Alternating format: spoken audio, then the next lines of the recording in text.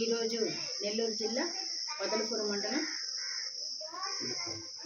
పిల్లికల్లు వెంకటాపురం గ్రామానికి చెందినటువంటి ప్రభావతమ్మ గారు లేట్ వాళ్ళ హస్బెండ్ రవీంద్ర గారు మాకు కంప్లైంట్ ఇవ్వడం జరిగింది.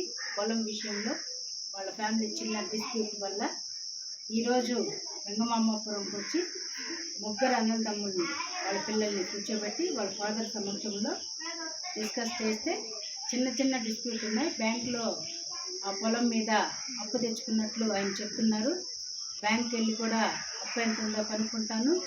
ఇల్లు ఆయనే చిన్న పేరు వెంకటరమణయ్య గారు వాళ్ళ నాన్న సంరక్షణ ఈ ఇల్లు ఆయనే కట్టుకున్నారు అని చెప్తున్నారు.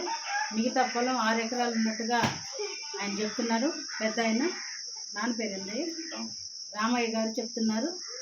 దాని విషయమై మాట్లాడడానికి వచ్చాము.